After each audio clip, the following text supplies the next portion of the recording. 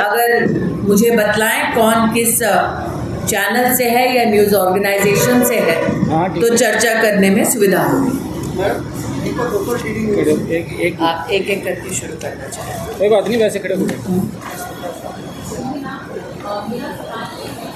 कांग्रेस कहती है कि दलितों की भागीदारी सुनिश्चित करती है वो, और वहीं पे बीजेपी जो है वो दलित हितैषी नहीं है, क्या कहेंगे आप इसको? अगर कांग्रेस पार्टी इतनी दलित हितैषी है तो शैलजा जी को मुख्यमंत्री के कैंडिडेट के नाम पर घोषित क्यों नहीं करती?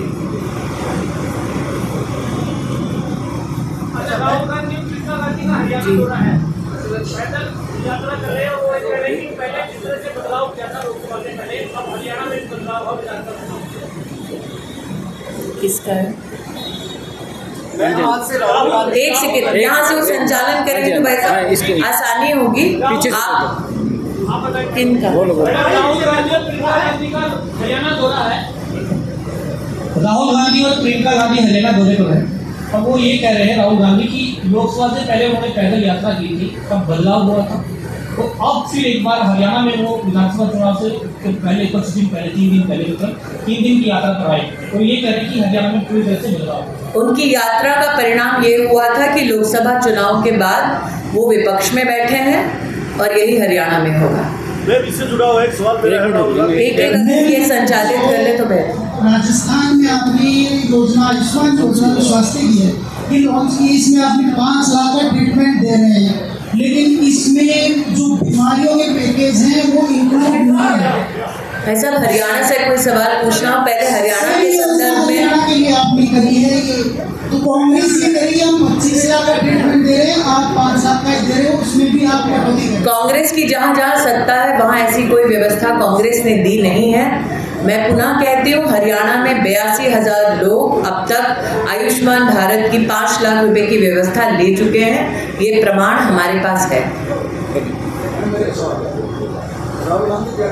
वैसा थोड़ा माइक ऐसे पकड़ेंगे तो सुनाई देगा जी। राहुल गांधी कहते हैं कि भारतीय जनता पार्टी की छोटी पार्टी है, रिमोट से चलाते हैं। तो जो इंडिया अलायंस की जितनी भी छोटी छोटी पार्टियां हैं, क्या वो कांग्रेस द्वारा रिमोट द्वारा संचालित है?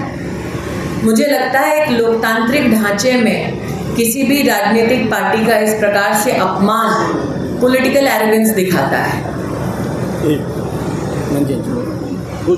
Madam Devendra Sharma times. हाँ जी।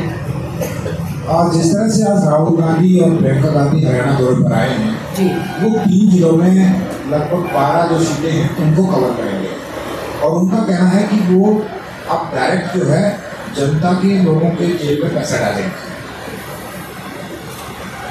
राहुल की यात्रा से जुड़ा हुआ सवाल क्या है? सवाल ये है कि वो कह रहे हैं सीधा उनके खाते में पैसा, उनके जेब में पैसा डालेंगे वो।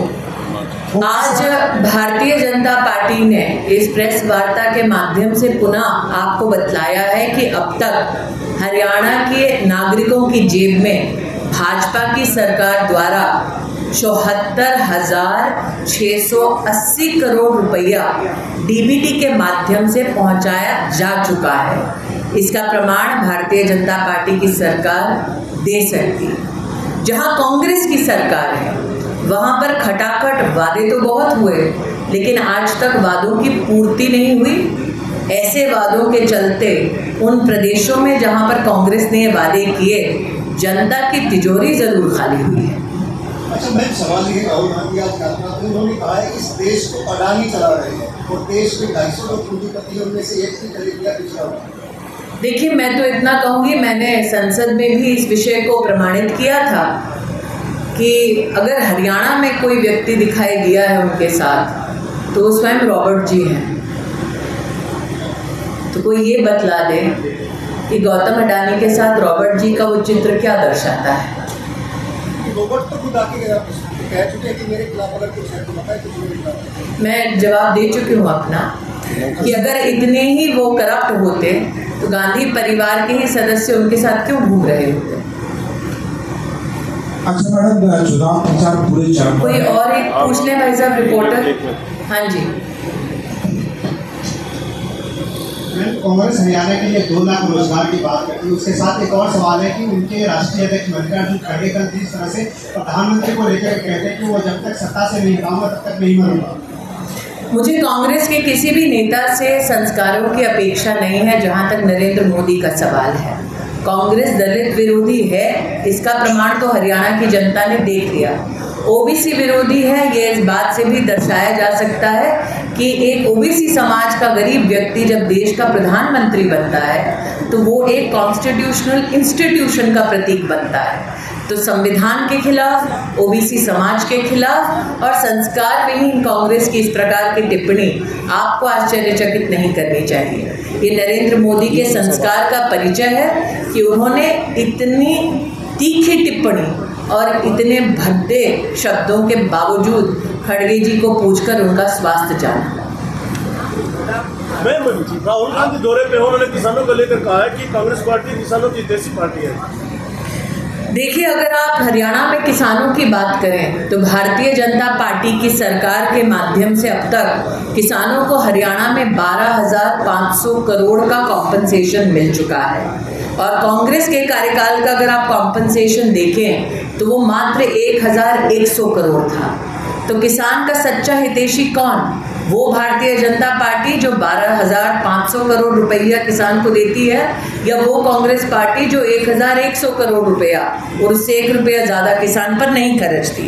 दूसरा, अगर आप एमएसपी का कंपैरिजन करें तो कांग्रेस के राज में गेहूं का एमएसपी 1,350 रुपया होता था 2013-14 में, और अगर आप भारतीय जनता पार्टी का आंकड़ा देखें तो 2024 में आपको 2,275 रुपये का एमएसपी गेहूं का मिलेगा।